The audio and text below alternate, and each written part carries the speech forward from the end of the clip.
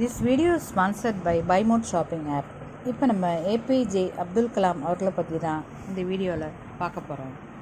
அப்துல் கலாம் 1931ஆம் ஆண்டு அக்டோபர் மாதம் 15ஆம் நாள் தென்னிந்திய மாநிலமான தமிழ்நாட்டில் உள்ள ராமேஸ்வரத்தில் ஒரு படகு சொந்தக்காரரும் மரைக்காயருமான ஜைனுலாப்தீன் மற்றும் இல்லத்தரசி ஆசியம்மா ஆகியோருக்கு 5வது மகனாக பிறந்தார்.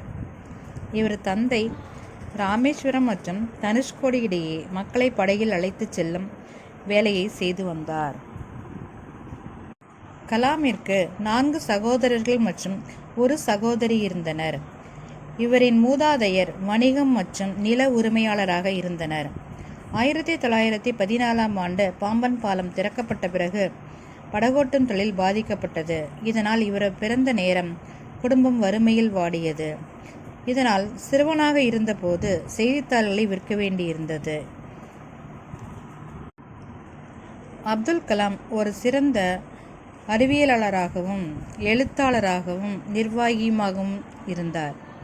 இவர் இந்தியாவின் 11வது குடியரசுத் தலைவராக பணியாற்றினார். தமிழ்நாட்டில் உள்ள ராமேஸ்வரத்தில் பிறந்த இவர் திருச்சிராப்பள்ளியில் உள்ள தூய வளனார் கல்லூரியில் இயற்பியலும் சென்னை தொழில்நுட்பக் கல்லூரியில் விண்வெளி பொறியியலும் படித்தார்.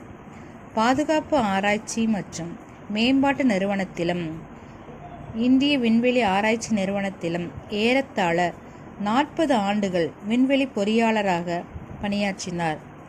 ஏவுகணை மற்றும் ஏவுகணை ஏவல் வாகன தொழில்நுட்ப வளர்ச்சியில் கலாமின் பங்களிப்பால் இவர் இந்திய ஏவுகணை நாயகன் என அழைக்கப்படுகிறார். 1908ஆம் ஆண்டில் நடந்த பொக்ரான் அணு ஆயுத பரிசோதனையில் முக்கிய பங்காற்றி 2002ஆம் ஆண்டில் ஆளும் கட்சியான பாரதிய ஜனதா கட்சி மற்றும் எதிர்க்கட்சியான இந்திய தேசிய காங்கிரஸ் கட்சியின் ஆதரவுடன் லட்சுமி சாகலை தோற்கடித்து குடியரசுத் தலைவராக தேர்ந்தெடுக்கப்பட்டார். மக்களின் ஜனாதிபதி என்றும் இவர் அழைக்கப்பட்டார்.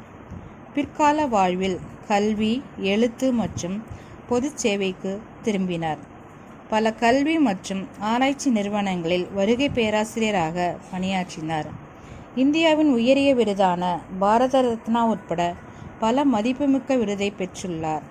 கலாம் தனது இந்தியா 2020 என்ற புத்தகத்தில் இந்தியாவை வளர்ந்த ஒரு நாடாக மாற்ற பல திட்டங்களை முன்மொழிந்துள்ளார். 2011ஆம் ஆண்டில் தேசிய இளைஞர்களுக்காக இந்தியாவில் ஊழலை ஒழிப்பதை மையக்கருவாக கொண்டு நான் என்ன தர முடியும் என்ற இயக்கத்தை ஆரம்பித்தார்.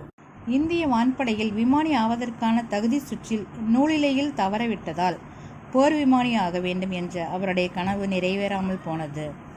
1998இல் இதய மருத்துவரான சோமராஜுடன் இணைந்து குறைந்த செலவிலான உரைக்குழாயை உருவாக்கினார்.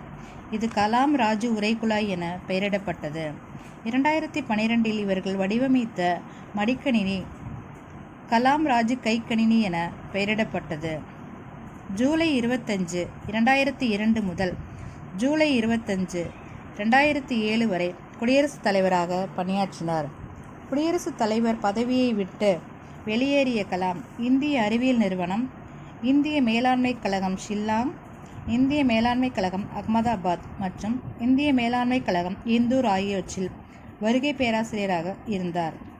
திருவனந்தபுரம் இந்திய விண்வெளி ஆராய்ச்சி தொழில்நுட்ப பல்கலைக்கழக வேந்தராகவும் அண்ணா பல்கலைக்கழகத்தில் விண்வெளி பேராசிரியராகவும் பணியாற்றினார். 2011ஆம் ஆண்டு கலாம் கூடங்குளம் அணுமின் நிலையத்தை நிறுவுவதற்கு ஆதரவளித்தார். 2015 ஜூலை 27 அன்று கலாம் ஷில்லாங்கில் வாழக்கூடிய புவியை உருவாக்குதல் என்ற தலைப்பில் விரிவுரை ஆற்றினார். அப்போது படிக்கட்டில் ஏறும்போது தடுமாறிய அவர் சிறிது நேர ஓய்வுக்கு பின் பேசத் தொடங்கினார். 6:35 மணிக்கு அவர் மயங்கி விழுந்தார். பின்னர் மருத்துவமனைக்கு அழைத்து செல்லப்பட்டு 7:45 மணி அளவில் மருத்துவர்கள் இவர் இறந்துவிட்டதாக கூறினர். அவரது உடல் ராமேஸ்வரம் கொண்டு செல்லப்பட்டு ஜூலை 30 அன்று முழு அரசு மரியாதையுடன் அடக்கம் செய்யப்பட்டது. கலாம் நினைவகம் அவரின் நினைவாக ராமேஸ்வரத்தில் உள்ளது. இவருடைய 4 செயற்களங்கள் கடுமையாக உழைப்பதை வழக்கமாகவும் கற்பனை திறனை வளர்த்தும் ஆட்சியின் நுணுக்கங்களை அறிந்து கொள்ளுதலும் சமுதாய கடமையை செவ்வனே செய்தல் போன்றவையாகும். Thank you friends.